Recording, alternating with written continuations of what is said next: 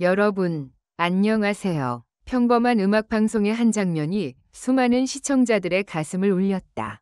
그 중심에는 단 한마디의 외침이 있었다. 우리는 이 가수를 보호해야 해요. 이 말은 단순한 격려가 아니었다. 이 말이 나온 순간 스튜디오는 정적에 휩싸였고 시청자들의 눈빛은 텔레비전 화면에 고정되었다.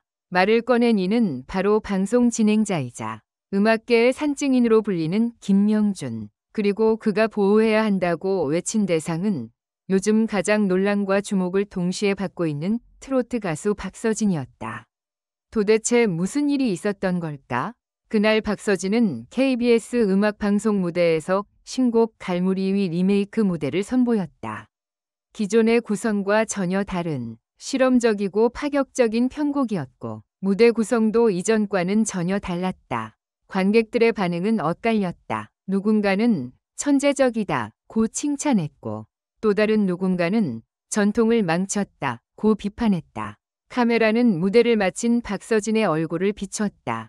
그는 조용히 숨을 고르며 미세하게 떨리는 손으로 마이크를 내려놓았다. 바로 그때 김명준이 나섰다. 그는 조용히 한 걸음 앞으로 나왔다.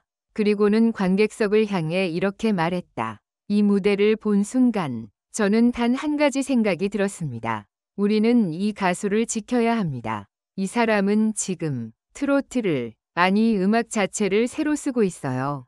그 발언이 끝나기도 전에 SNS에서는 실시간 검색어로 박서진, 김명준, 우리는 이 가수를 보호해야 해요가 줄줄이 등장했다. 누군가는 이게 무슨 일이지? 라고 궁금해했고 누군가는 눈물이 나더라 고 말했다. 그날 밤 수많은 커뮤니티에서 이 장면은 레전드로 회자됐다. 사실 최근 몇 달 동안 박서진은 끊임없는 음악적 도전과 시도로 인해 숱한 루머와 논란에 시달려왔다.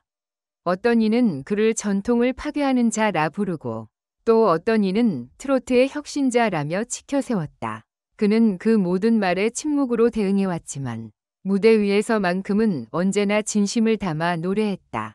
김명준은 그런 박서진의 마음을 읽었다.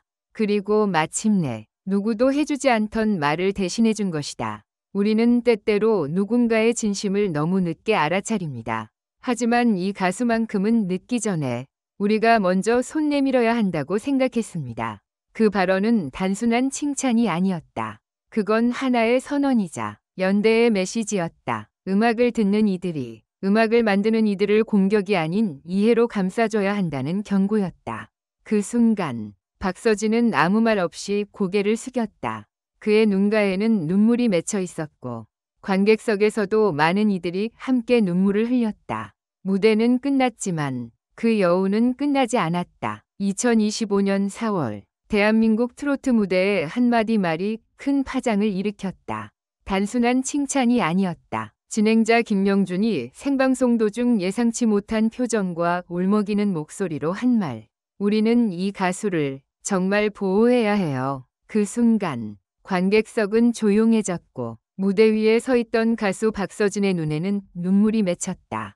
이건 무대가 아니었다. 한 인간과 또 다른 인간 사이의 진심 어린 통증이 오간 순간이었다. 무슨 일이 있었던 걸까? 전국 트로트 왕중왕전 시즌 파이널.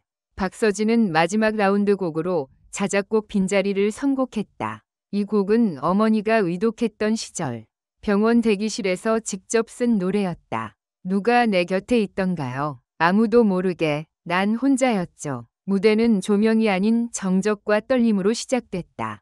그의 목소리는 단단했지만 끝맺음에는 억눌러왔던 모든 감정이 실려 있었다. 노래가 끝나고 박서진은 마이크를 쥔 채 그대로 고개를 숙였다. 관객석에서는 흐느낌이 들렸고 그 순간 진행자 김명준이 입을 열었다.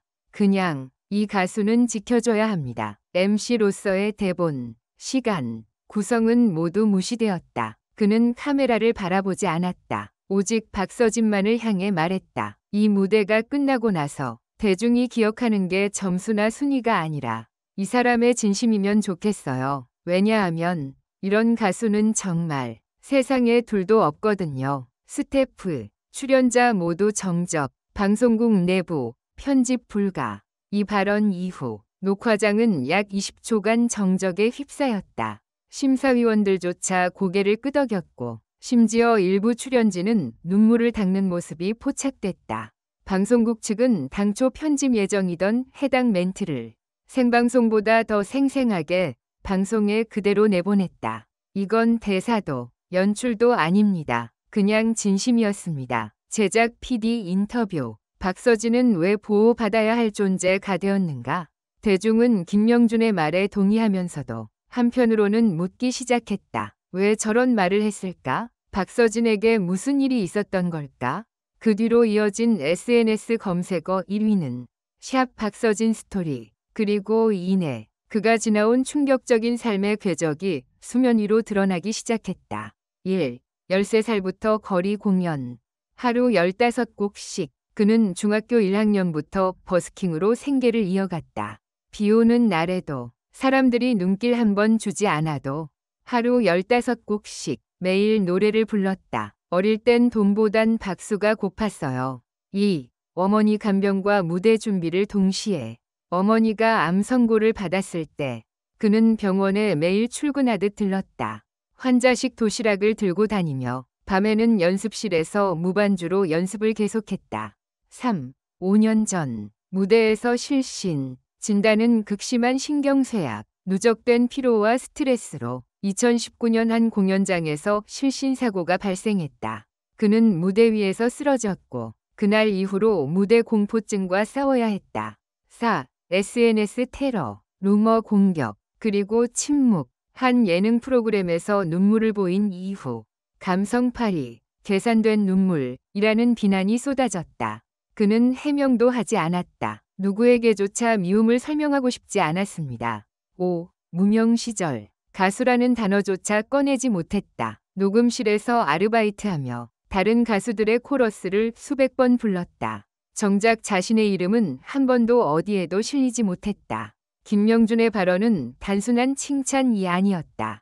그건 사회가 외면했던 누군가를 향한 응급처치였고 그 순간 한 사람의 진심이 방송 시스템보다 더 강력한 힘을 가질 수 있다는 증명이었다. 그리고 바로 그날 이후 박서진을 향한 응원의 물결이 시작됐다. 시청자 반응 폭발. 처음으로 눈물 흘리며 본 음악방송. 그를 응원하는 게 아니라 그를 지켜야 할 의무를 느낀다. 김명준의 말, 잊지 않겠다. 이날 이후 박서진의 유튜브 채널은 구독자 15만 명 폭등.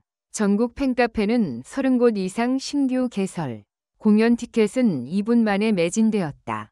보호받아야 할 가수. 그 말이 남긴 것. 대중은 스타를 소비하는 존재이지만 가끔은 지켜주는 존재가 될 수도 있다.